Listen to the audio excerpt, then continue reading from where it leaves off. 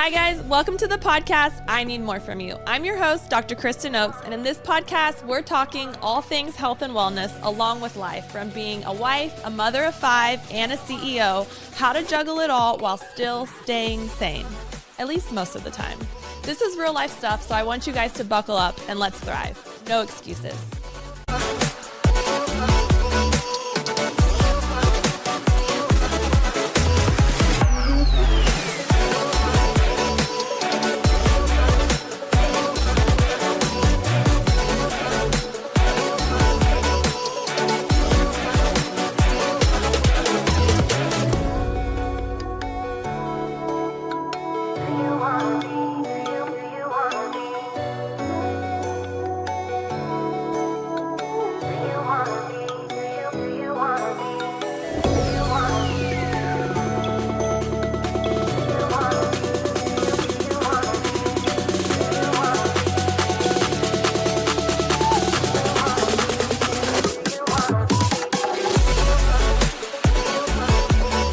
Welcome back, you guys. I have a very special guest joining me today, Coach Domingo, world champion trainer. I met Coach about a year ago, started working with him, learning boxing. That was a new venture for me. I mean, it's a work in progress here. We're trying every day to get better, but you know, you got your work cut out for you. Anyways, started working together about a year ago. He was around 260 something pounds, weighed in on Tuesday at 211, looking amazing. I'm super impressed with your progress, your dedication. You look amazing. And just thank you for joining me today. Thanks, Doc. Thanks for having me here. As the Doc mentioned, Dr. Oakes, I call her Doc. I call him Coach. We started working together about a year ago, and it's been life-changing for me. Not only was I able to lose weight, but I've also been able to fix a lot of the problems that I've had, thanks to Dr. Oakes and her team at Mission Med Plus. I feel better, look younger, and I'm performing at a higher level. So, you know, I really appreciate everything you've done for me, Doc, and I'm happy to be here and looking forward to this little chat we're about to have. Yes, for sure. So I'm super impressed with you. Obviously, you know, we're getting to know you more over the past year, but I don't really know much about your story and like how you even got started in becoming a boxing coach. So like, just tell me about you. Sure. Did you grow up here in Miami? What's your story? I did. I'm born and raised here in Miami.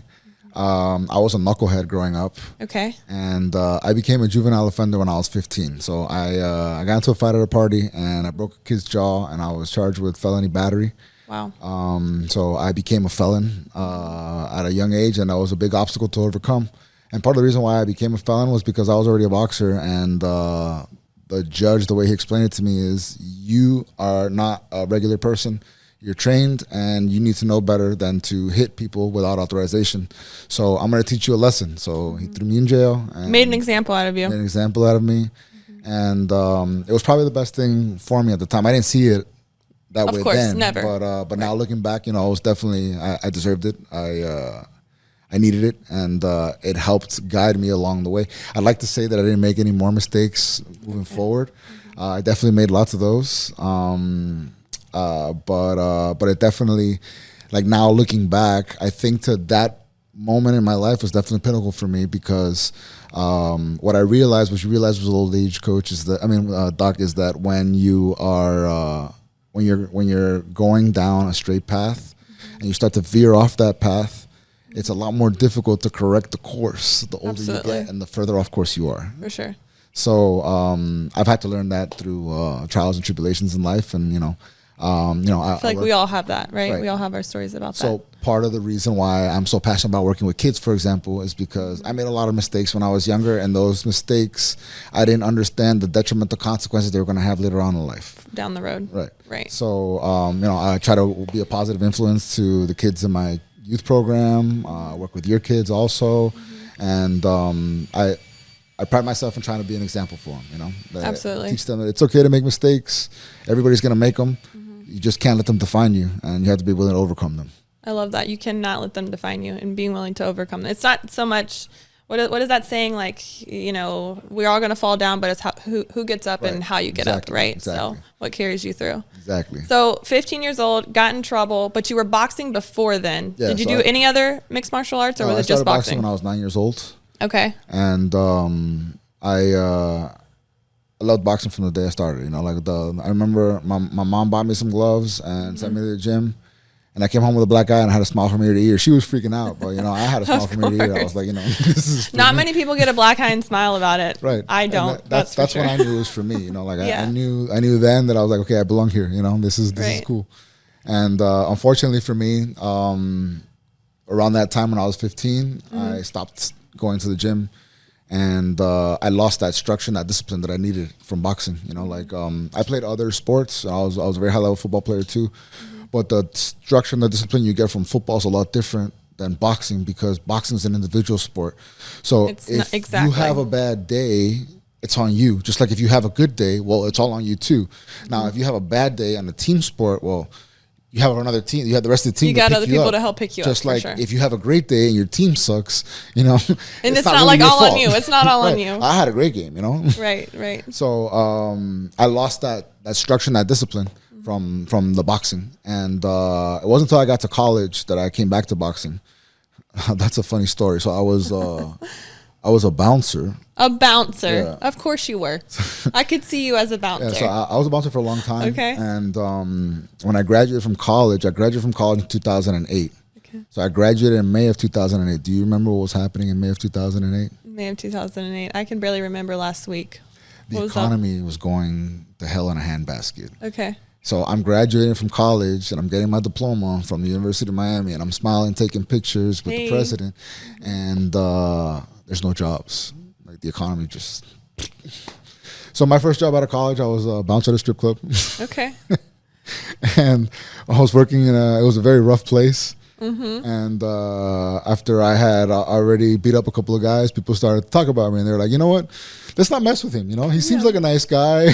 Until you push the button, right? Until I have to start beating you up. So then, you know, so I met a guy at the club that I was working at, and he says, "Man, you look like you could really throw some pretty good punches." And I was like, "Yeah, you know, I boxed a lot when I was younger. I haven't trained in years." He's like, "Well, why don't you come down to the gym and come check it out and see what you think?" So that's what I did. You know, it was a gym down in Kendall. It was called Thump. Thump? Yeah. Okay. Thump Boxing. I don't think it's called Is it still Thump around? Boxing. It's still called Thump, but I don't think it's Thump Boxing anymore. Okay. And I started training with Jose Roman and Glenn Johnson at Thump Boxing, and you know, it was again like a fish taken to water. It's like I never left, and I started to do really well until I got hurt, and then I started to get injured all the time. And my last injury was I snapped off this tendon in my hand. Oh my goodness! Right before a fight. And that was that. After that, you were like, I'm done with this side of it. I wasn't done. I was retired from that point forward. So okay. I had a problem with substance abuse. Okay. And as a result of that injury, I got introduced to opiates. And opiates were an extremely destructive force in my life. Absolutely. Like, once I started taking those opiates, you know, like it took over. And it came to a point where I came into the gym one day and my coaches looked at me and they said, you know, we love you and all, but you know, we have plenty of punching bags hanging around, you know, like hanging on the racks from the roof. We don't need another one, you know, because that's all I was. I was coming in, I was, you know, doped up, and you know, I couldn't. You weren't functioning. I couldn't see straight, let alone box. But I was still get into the ring and get beat up, and you know, I got a resentment against my coaches and stuff, and I didn't talk to them for years after that because I was like, man, you guys, you know, you just threw me out. But it wasn't that they threw me out; they were trying to do what's best for me. They're trying to do you a favor. You gotta go get help. You gotta go, you know, figure your life out, and, right. you know, straighten yourself out. So during that process, I decided to apply to law school. While you were doped up. Yeah. So I was in really bad shape. I was, you know, I had a really bad substance abuse problem. And I decided that I was going to go to law school because I was tired of working for other people. So I wanted to be independent. And be your own boss. Right. I wanted to be my own boss. And I thought that being a lawyer was going to be the best way to do that because I had already had my experiences in the past as being a lawyer. And I was like, these guys are not superheroes. I was like, I can do what they do. Right. And when I got admitted into law school, I was actually sitting in rehab. getting sitting clean. in rehab. Yeah, I was sitting in rehab, and I got a letter that I had been admitted into a conditional program at St. Thomas University. Wow. And like to me, I'm not really a religious person, but to me that was God working in my life, in ways that I just didn't understand. Because at that point, I really needed a victory. I needed something. I needed something to push me forward, right? That I needed something to drive for. I needed a goal. And when this law school thing came up, I was like, all right, let's give this a shot. So you applied to law school. Did you voluntarily go to rehab? Yeah, voluntarily. You volunteered, so you were ready to make that change. I had already been to rehab before, and it had never been my choice. It had always been the judge thinking that, maybe it's a good idea for you to go, and if you don't think it's a good idea for you to go, then we're going to throw you in jail. So, it wasn't by choice. The last time I went to rehab was definitely by choice. Okay, so the last time you were finally ready to make that commitment and make a change. Right. And then you were in rehab when you got your acceptance letter. Right. At least that's what I thought. That's what you thought. Continues. Okay. All right. I'll listen. So then I got to law school, and when I got to law school, I walked out of rehab to go to orientation. Okay. So I walked out against medical advice. They told me you left AMA. Yeah, they said you're not ready to go. They said there is a 0% chance that you're going to make it through law school without relapsing. And I said, I don't believe that. I was like, I got this. I was like, hold my beer. Let me show you. You don't believe me? Just watch. Right. So I went to law school, and when I got to law school, I was like terrified because my brain was in a fog. I didn't have any confidence. My confidence was on the floor, and I had never been in a situation where I was in a room with other people who were equally as smart, if not smarter than me. Every other level of schooling I'd ever been to, I had always been somewhere near the top of the class, and I didn't have to apply myself or be dedicated or any of that stuff. Right. So it's intimidating. Right. So now I get to a place I was like, oh, wait a minute. Oh, you guys are smart. What's going on here? And I was depressed. I wasn't in a good place when I first started law school, and I was going to withdraw. And then I'll never forget, I was sitting at the admissions office waiting to see the lady to withdraw from school. And it was taking unusually long for me to see her. Yeah. So I decided I was going to go to the bathroom, and I went to the bathroom, and I looked at myself in the mirror, and I guess the fighter spirit in me took over and said, you're never going to forgive yourself if you do this right now. Right. Like, if you try it and you don't make it or whatever, cool. But if you walk away, I was like, but quitting, it's not in you. It's not part of your DNA. Your being right. So I stayed, and I toughed it out. That first year was really rough. Like your first year of law school, it's like boot camp. Like when you're going to. They're just trying to weed people out. And that's exactly right. So you're learning a new language because the legalese is not regular stuff that you don't speak in that way. So you have to learn this new language, and then your brain starts to change somewhere throughout your first year of law school. I want to say probably towards the middle of your first year. You start looking at things differently because you start applying the stuff that you've learned. So then when you see it, you're like, oh, that's what they're talking about. That's negligence. I see it now. Okay, cool. So all those things are going on in your head, and if you don't know how to deal with them, you can succumb to pressures. And that's what happened to me. So like by my second year of law school, I was like so mentally burnt out that I relapsed, and that created a whole another set of problems for me. Okay, so you made it through year 2, and then you relapsed. Right. So going into my third year of law school, I started using opiates again. But by the time I started using opiates again, all the pill mills and all that stuff that had been readily available in Florida, they had all been shut down. Okay. And now the price of pills on the street has substantially shot up.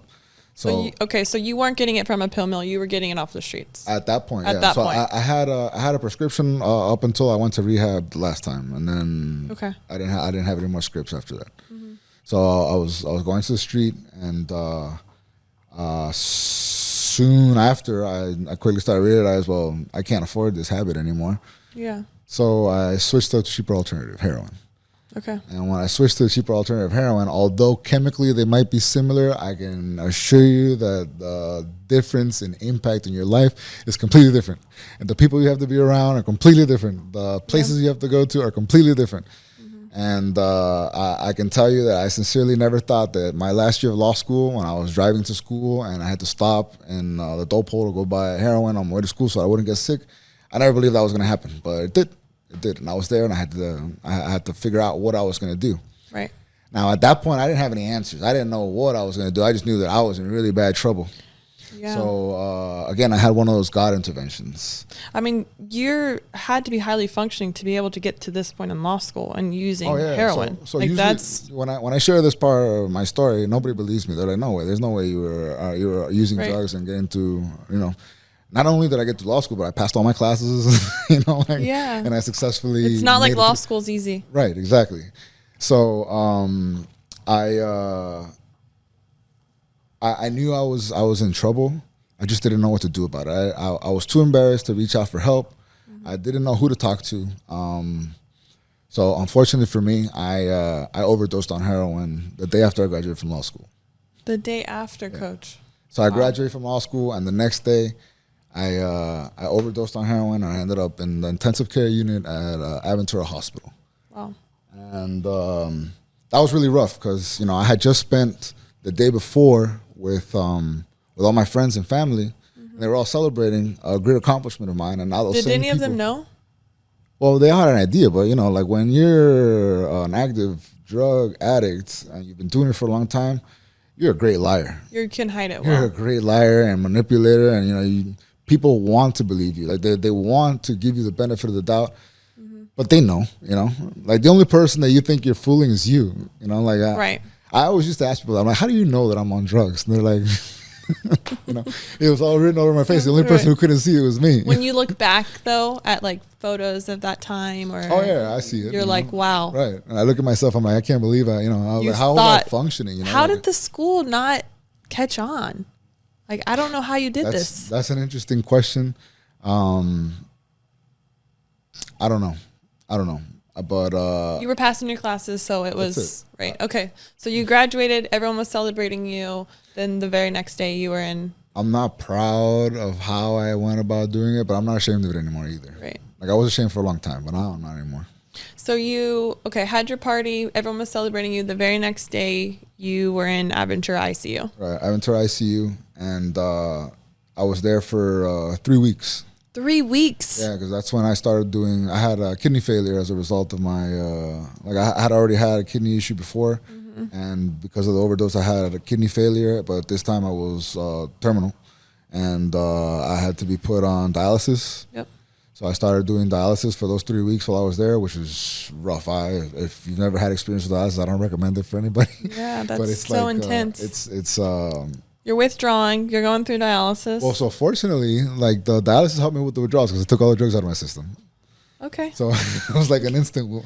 So you were good. Detox. Okay. But it was definitely a traumatic experience, and I also had to deal with the fact that the same people who had been sitting at my graduation celebrating with me at my party were now wishing for my recovery in a hospital room where I had just overdosed on heroin the day after my graduating from law school. That is so tough. It was tough. It was tough, and it took me a long time to wrap my mind around that. But so I get released from the hospital, and now I'm on dialysis, and I'm told this is the rest of my life. I'm going to be on dialysis. They're like, look, once you have kidney failure to this extent, you don't come back. There's no going back. So, when I was in the hospital, I was doing dialysis every day. Now that I was out of the hospital, I was going to a dialysis center 3 times a week. And dialysis 3 times a week, 4 hours a day. They explained to me that, listen, you qualify for American with Disabilities Act. So your job, whatever you do, they're going to have to let you come here and do this. So, don't even worry about it. It's just going to become part of your routine. It's going to become normal. You won't have any issues. So I started to accept that you're going to be on dialysis. This is my fate. I'm on dialysis for the rest of my life. I was like, I really messed up this time. I bit off more than I can chew, and this is what I have to deal with from now on. So I started dialysis. I want to say that was probably, I think my graduation was like May 19th or May 20th or something like that. So I started dialysis next day after that. And I got out of the hospital 3 weeks later. So I want to say it's like June, right? So from June until it was the last weekend in June, just before 4th of July. I'll never forget because I woke up that morning and I felt fantastic. I felt great. And usually when you're on dialysis, you don't feel great. You feel quite the opposite, because when you do dialysis, what it does is it takes your blood out, it filters it, and it pumps it back in. But not only does it take out all the toxins, but it takes out all the good stuff too. So you just literally have blood that's pumping for your heart to pump. I guess that's the only thing it does. So you're always like run down and hurting, your body aches, you get edema, so you get swelling, you know, like. So when I woke up in the morning and I felt great, I thought to myself, I must be dying. I was like, this must be what it feels like when you're dying. You must feel great, and then all of a sudden you just die. You're done. Right?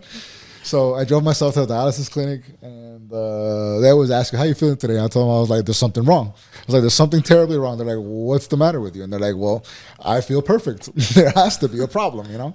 And they're like, relax. They're like, we're going to set you up for your treatment. And, you know, after we get you going on your treatment, we'll run some tests and we'll see where your levels are at, you know? It's probably your creatinine or something is off. You know, they're trying to figure out an explanation to calm me down.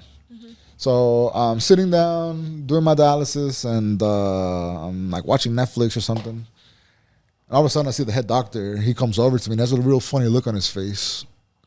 And he looks at me and he says, listen to me. I don't want a hard time from you. I know you just graduated from law school and all this other stuff. He's like, but I have good news.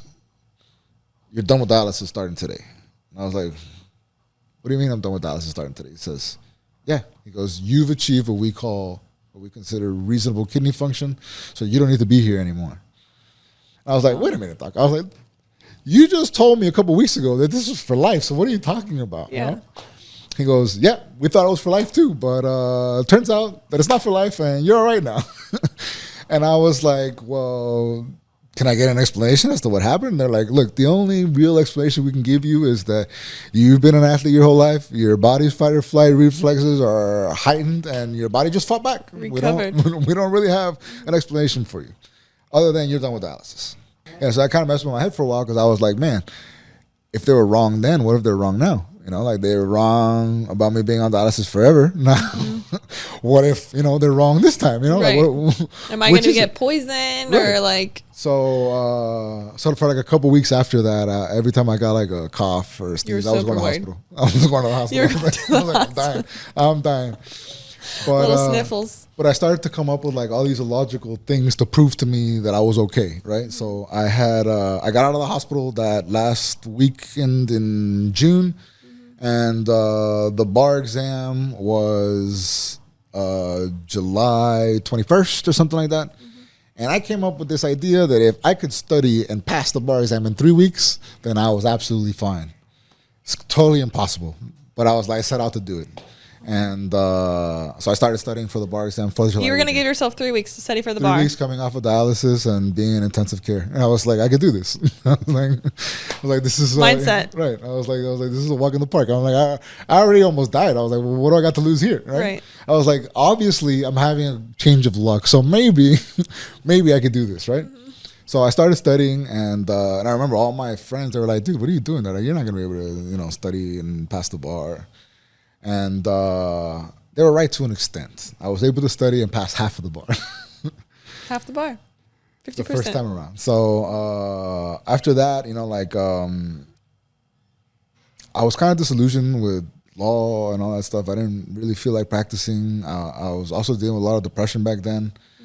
You know, like it was very difficult for me to understand that I had like my future in my hands, and I fumbled right after graduation. You know, like it was very difficult for me. Yeah, that's definitely life-changing. I had to figure out what it was that I was going to do. So then my idea was, I was like, well, I got to pass the bar, because people look at me and automatically assume that I'm dumb. So if I don't pass the bar, then they're just going to say, well, obviously he wasn't smart enough to pass the bar. He wasn't smart enough to pass the bar. Yeah. So I went and I passed the bar, and I decided that I didn't want to practice law. Everybody thought I was crazy. They're like, what do you mean? Like, you know, you went to law school. This is not for me? Yeah. I had been working in the it's called e-discovery. So e-discovery is like a parallel universe to the practice of law. Okay. And I guess to explain it best, discovery is a stage in the trial process, and most discovery these days is electronic. So emails, text messages, stuff like that. And electronic discovery is where you do investigations of what's going to be discovered by the opposing party. So you go through your own evidence and you go through the other party's evidence. And I kind of stumbled into this field, and I started working on all these cases, and I worked on some pretty big cases early on. But I didn't want to work in a law office. I didn't want, I was like, I don't want to do this. So fortunately for me, my field went remote. And then when my field went remote, COVID started. Of course. And when COVID started, I decided, well, if everybody's just going to die, I'm going to die doing what I love to do. So I started coaching boxing full time. Wow. And that's where I've been ever since. I've been coaching boxing. I started coaching as a hobby when I was in college. And then one of the cases that I was working on when I was right after I had just passed the bar, I was working in Jacksonville for a bank, working on a financial crimes investigation, and I didn't get along with that team.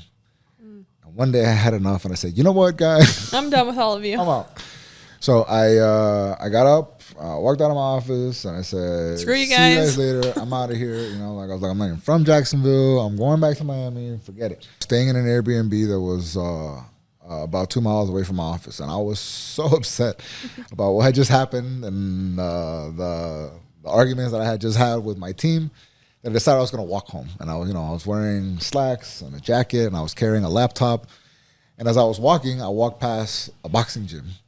And at first, I didn't recognize it as a boxing gym because it was like kind of pushed back into a shopping center. Yeah. But there was a sign that said "ing," and then I looked, and on the other half it said "box." Oh, okay. But the box was like dirty and you couldn't really see it. Couldn't really So see. I was like, "Oh, boxing! All right, All right, cool." I'm in. I'll never forget the owner of that gym. He's a very good friend of mine. His name's Alex Ayala, and he owns Renaissance Boxing in Jacksonville, Florida. And he was smoking a cigarette outside, and I walked up to him, and I was wearing, my work clothes and stuff. And I said, "Hey, man, I'm having a kind of a rough day." I was like, "You think I could come inside and hit the bag a little bit?" And he's kind of looking at me all crazy. He's like, "You ever done this before?" And I was like, "Yeah. I haven't trained in a lot of time." And at that time, I was weighing close to 350 pounds. Wow. So, 350. Yeah, I was 350 pounds, and I was definitely not healthy, and I was breathing hard just to walk. But at that moment, the urge to box struck. So I was like, let's see what happens here, right? So I had just lost my job. I didn't have anything to do. And I walked into this gym, and I took off my jacket. I took off my shirt, my tie, and I had my slacks, my dress shoes, and an undershirt. And I started shadow boxing. And the guy looks at me and says, "Oh, okay." He's like, I can see. Yeah. You look like you know how to move. You've done this before. Right. So I said, "Can I borrow some gloves?" He's like, "Do you have anything?" He's like, "You don't have clothes, you don't have gloves. You got a laptop." Nothing. Right. Exactly. I got a laptop, a jacket, Yeah. shirt, tie, nothing for boxing. And he gave me some, dirty house gloves, like the smelly ones that Our we have favorite. upstairs. Yeah. And I probably did about a round or two before I almost fainted. I was like breathing You hard. were just done. But he looked at me and he says, "Why don't you come back tomorrow? Try it again." So I now had free time. I was like, all right, cool. So I showed up the next morning and I hung out with him all day. And then I showed up the next day and I hung out with him all day. I'll work out here and there, and I would just hang out all day, and I would just hang out all day until I was going to figure out my next move. I didn't know what I was going to do. Until one day he tells me, "Hey, man, my kid's boxing coach can't make it." He's like, "You think you could cover the class for me?" And I told him, I was like, "No, I've never worked with kids, but sure, why not?" And that moment changed my life forever. Because since that day, I've been working with kids ever since. I had, I don't know, there must have been 6 or 7 kids in the kids boxing class. They were maybe 10 and under. And 2 of them were brothers. And the brothers were nonstop beating each other up. Vicious. Right. Getting it all out at the gym. So I take one of them and I tell him, I was like, "Hey, listen, man, if you keep your hand here, your brother's going to hit you with a hook every single time. So you got to keep your hand up." He's like, "Oh, okay." So we started doing a little drill. And then he went back to the rest of the class. And at the end of the class, I asked everybody, I was like, "So what did you guys learn today?" So I went one by one down the line. When I get to this kid, he tells me, "I forgot." I was like, "What do you mean you forgot, dude?" I was like, "I took you to the side. We went on over a drill." But I knew his brother was paying attention because his brother wanted to know what his brother was learning, what the other brother was learning. So I looked at his brother and I said, what did I teach your brother? He said, you told him to keep his hand here so that next time when I throw my hook, it won't hit him. So I said, that's right. So I said, what are you going to do when you see him walking around your house with his hands down? He says, I'm going to hit him with a bat. Oh, God. And I was like, that's right, buddy. WWE style. Just hit him with a bat. You know, he'll learn one way or the other. You got to keep his hands up. He's going to remember what you And taught at that him. moment, I knew that this is what I wanted to do, you know. So I was still working then, and I couldn't just, you know, dedicate myself to being a youth boxing coach. Right. So I left Jacksonville. I moved back to Miami. And when I moved back to Miami, I started working at the UFC gym in North Miami. Okay. That was the first gym that I started working at, teaching classes, like group classes and such. And then I've worked at several gyms. I had the honor of serving as executive director of the Young Tigers Foundation, which is one of the most storied striking academies in Miami. It's called, what is it? The Young Tigers Foundation. Okay. And thanks to the Young Tigers Foundation, their founder, his name is Eric Castaños, El Tigre. He introduced me to Diego and helped me get my job here at KO Zone. So I'm forever grateful to both Eric Castaños and Diego De Vera for bringing me to KO Zone, and you know, it's been my home ever since. How long have you been at KO Zone? I want to say maybe 5-6 years. Wow, that's a long time. That's awesome. Yeah. I mean, what a journey to get you to where you're at today. I mean, you've definitely stumbled along the way, but you just pick yourself back up, and you know, now you have such an awesome career. You're still practicing as a lawyer, right? I consult. I don't practice. So not full time. Right. So I advise other attorneys in my area of specialty, which is financial crimes, acts of corruption. I do data breaches. Let's see, class action work too. But I don't go to court. Okay. So you do the consulting side of things. I do the consulting side. I wear, you know, You wear a lot of hats. I wear a lot of hats, but I also, my favorite part about my job is that I get to wear my gym clothes at work. Yeah. So you don't have to worry about being in your slacks and tie. No, and I don't have to pay doing all that cleaning anymore. bills or any of that stuff anymore. Nice. Okay. Now That's awesome. when I have to wear that stuff, it's like an event, you know. Now Special it's occasion. an ensemble I get to put together for a special occasion. Yes. I'm sure none of that stuff even fits you anymore. Oh, no. Actually, I think I mentioned to you, I had bought a suit over the summer, and it doesn't fit. So we got to get a new suit. Get a new suit. New suit. That's good though. I That had to means go to a gala. I had to go to a gala over the summer, and I went and I bought a suit. And I was like, man, all my other suits don't fit, so let me go buy a suit. And Yep. you know, now I think we're like 30 pounds lighter from that point. So that's incredible. Nobody likes to go and shopping to buy clothes, bigger clothes. Right. But right. it's motivating, and it's, you know, makes you feel good when you're like, I need to, you know, buy something that's a little smaller. That means you're doing work. Exactly, So that's exactly. awesome. It's working. So that's how you got started, your story of how you became a boxing coach. So, you know, you're working with youth. You work with all ages. You don't just work with kids. You have pro athletes. Yeah. You know, you have what next fight do you have coming up? So my next fight is Darren Harris. She is a influencer, and she will be fighting at Spar Wars here at KO Zone on March the 15th. Here at KO Zone. Here at KO Zone. So make sure to tune in on Millions or pick up a ticket and come watch the show. The shows are always How can people get their tickets? Is it online? You can reach out to me, Okay. Boxing Coach Domingo, on IG, and I'd be happy to point you in the right direction to where to get your tickets. Awesome. So you definitely don't want to miss that.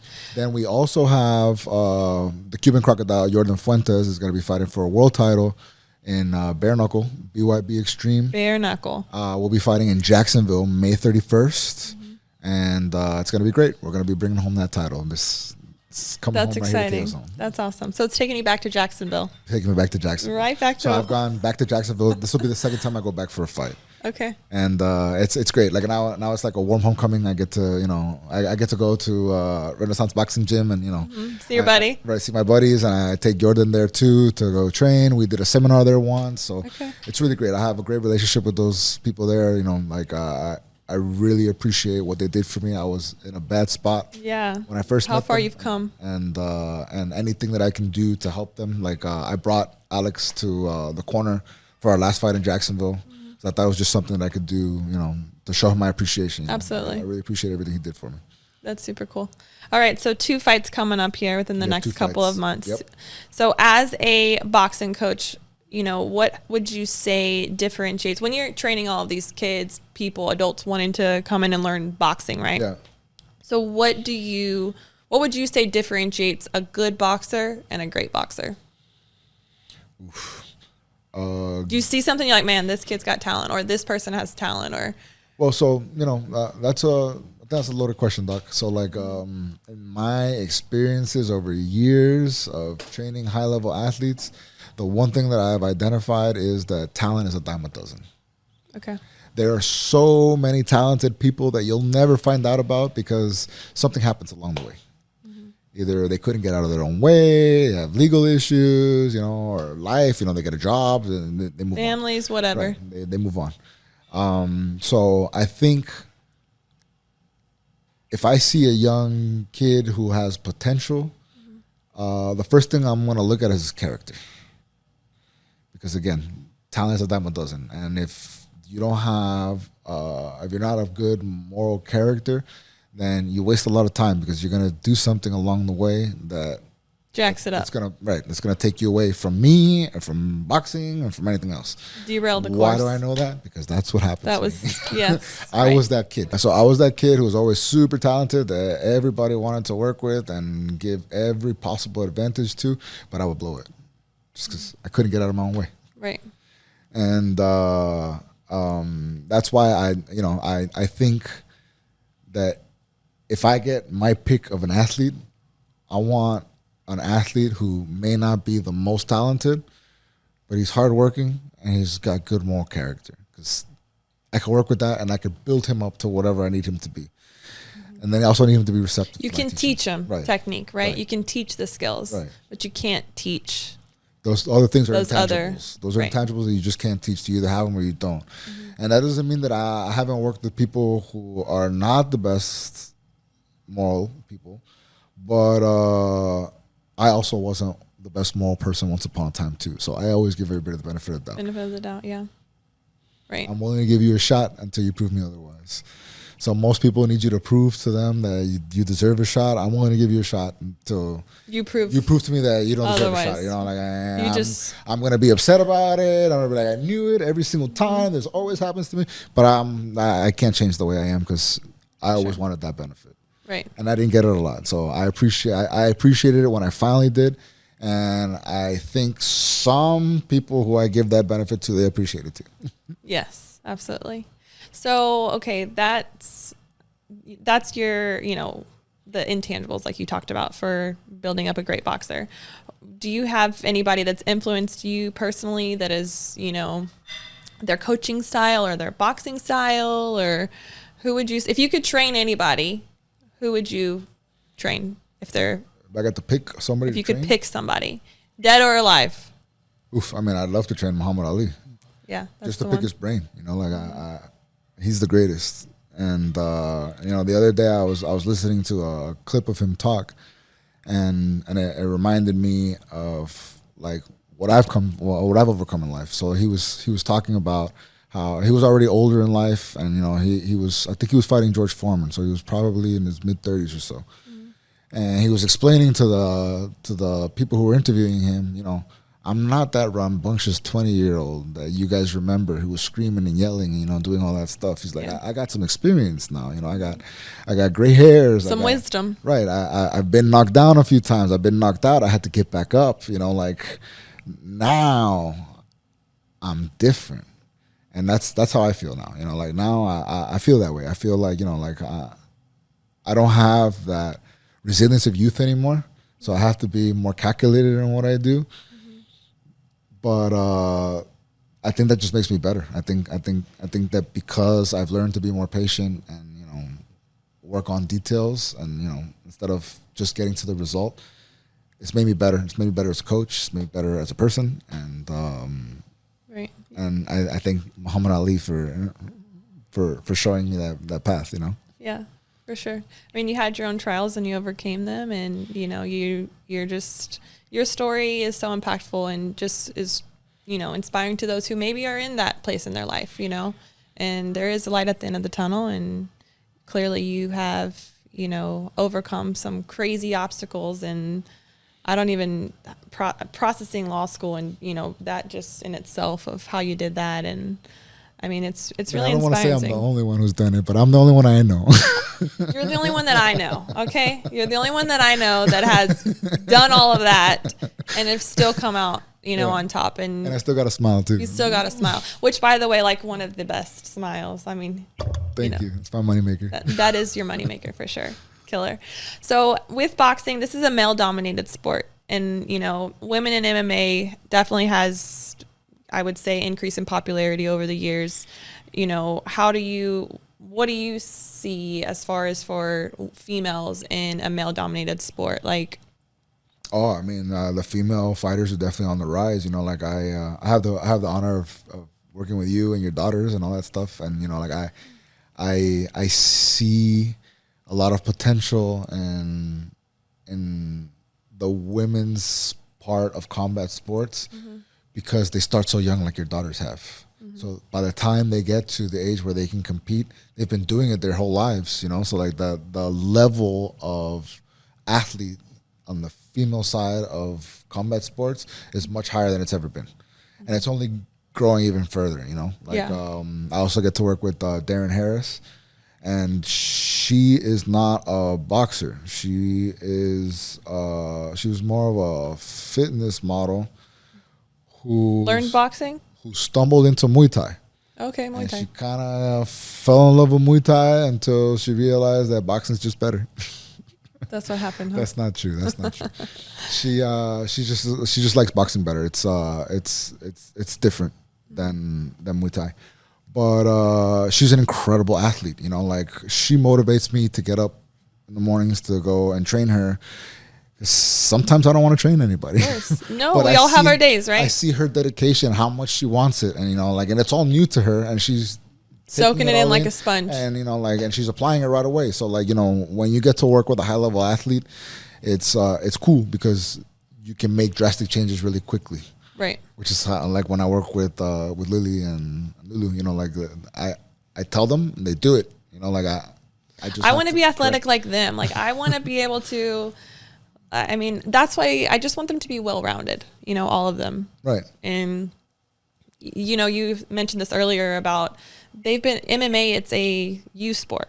Like there is no team, right. So it's like, I'm glad that they were able to try softball or the boys baseball and, be on cheerleading and stuff to have that team dynamic, because they've been in, sports where it's just been their performance, right.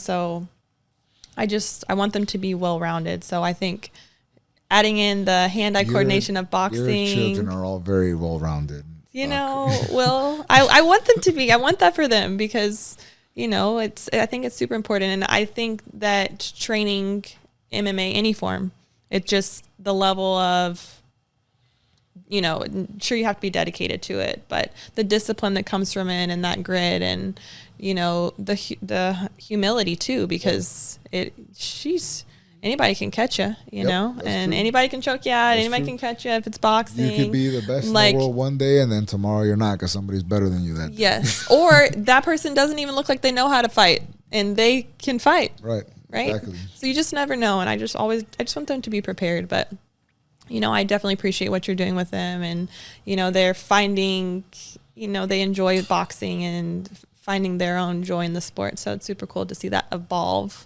Right. And I love to see, more women in the sport too, of course. And it's encouraging and, having good role models is super important. So, yeah, I've trained several female fighters. Mm-hmm. They are the most dedicated of all the combat sport fighters that I have trained. So like you take a girl and you train her, and she's going to be far more technical than a man because she doesn't have the strength. Well, that, but she also doesn't have the strength and the speed that the men have, which is what they rely on. Like men are going to be more arrogant when it comes to training because they're stronger and faster. I want to talk about that too. Okay. I want to talk about the egos in the gym. Okay. How do you handle all of the egos in the gym? Oh, you just got to let it roll off your back. You know, Yeah. like I have a saying. I'm not going to argue with you unless you're paying me. So if you want to come with your big ego or whatever, that's cool. I'm not going to argue with you, bro. Yeah. You know, like, do it your way. I was like, what do I know? So do you see, even with your students and stuff, like, you know, if you see two guys beefing, you just put them in the ring, or how do you handle that sort of stuff? Yeah, well, I mean, usually if two students of mine are beefing, the first person they're going to have to deal with is me. And then after that, there's anything left, then I guess you guys can have it at each other. But Yeah. Okay. but we're going to figure this out between You're the going to three figure of it us. out. Right. I mean, you just always, especially in any MMA, right? There's always egos and people get in their feelings. Absolutely. And Absolutely. so it's always, you know, have to deal with that one way or another. So you're very calm and you're very collected until you're not. Right. Exactly. You know? So That's think a very accurate description of me. I'm very calm and collected until I'm not. right. You know, you got a long fuse. I like to. Yeah. I feel like I have a long fuse until I don't. Right. I didn't when I was younger. That fuse definitely grew as I got older. More patience. Yeah, definitely more patience. Mm-hmm. I think the older I've gotten, the more I just let things go. You know. Mm-hmm. I think for me, the moment I realized that I can't worry about things I can't control, like once I understood that, I became very happy. I was like, well, if I can't control it, then there's no use worrying about it. Because if I worry about it, it's not going to fix it. That's how I feel too. Cool and collected until I'm not. I feel the same way. Especially like I've learned to have more patience. And if I can't control things, I just got to let it go. Because if I try to control everything, I mean, I'm going to lose my mind. So I think that's something that maybe comes with age. Right, I think so too. Right? Because I definitely wasn't like that when I was younger. When I was Yeah. younger, you know, like I wanted to be in charge of everything. And I wanted to get everything yeah, done. for sure. And it was me and my backups. It wasn't like I didn't have a team. It was just me and the people behind me making sure that everything got done. Right, for sure. So training camp, I want to ask about it. What do you know, when it comes to health, fitness, training camp, what do you like to see for your athletes? And, you know, what does that look like for your team?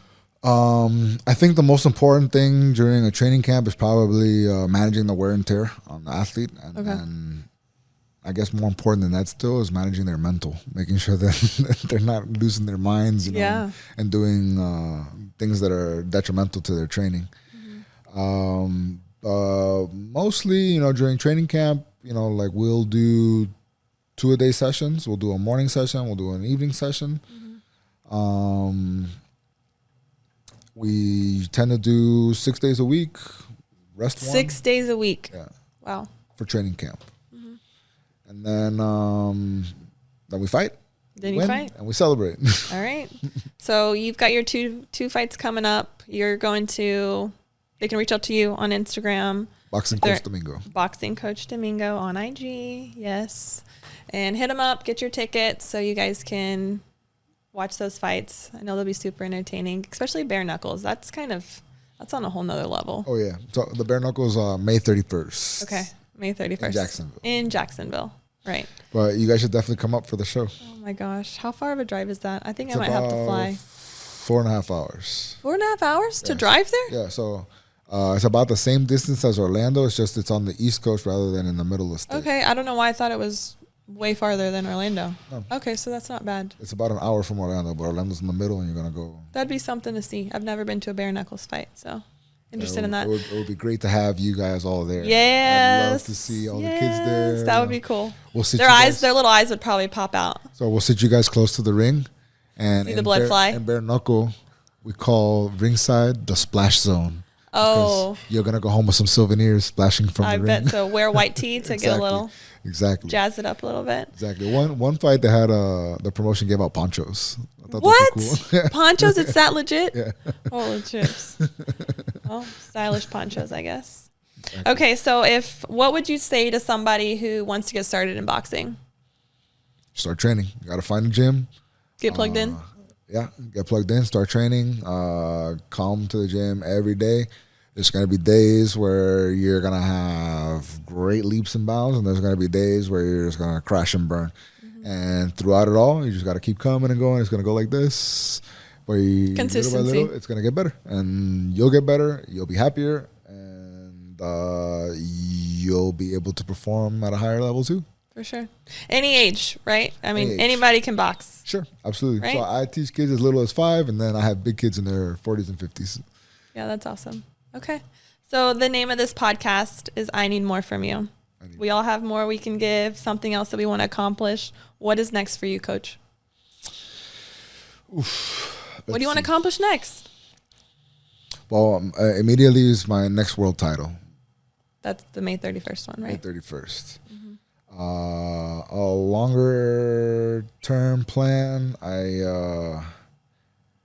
I would like to eventually have my own gym. Okay. Have my own gym where I can do things my way. You know. Right. Ideally, it dope. would be more like a clubhouse. A clubhouse. Yeah. Where we're gonna have boxing and stuff, but education is important to me. So you have to get good grades. You have to come. You have to do your homework. You have to do all that stuff, and then we can talk about boxing. Okay. I love that. Genius. That'll be a fun clubhouse. Domingo's clubhouse. We can beat people up, and we'll study. Yeah, win-win. Like, they have those little homeschool co-ops and stuff. It'd be like I'm not saying that you're going to homeschool people, but I mean, a place to get your homework done, get your schoolwork done, and then, That's it. train Right. too. Train hard together, build some good friendships, and always makes you better. So Exactly. thank you so much for joining me. My pleasure. I absolutely, your story is just incredible and inspiring. And I hope that anybody that hears this, they find motivation in themselves to take the next step to better their lives. So I hope so too. If you need help, reach out to me. I'll point you in the right direction. love that. I appreciate you. Thanks for coming. My pleasure, Doc. Thank you guys so much for listening today. Subscribe so that you can hear more. This podcast does not establish a patient-provider relationship, nor is it medical advice. If you'd like to see me as a patient, please contact my team so you can thrive.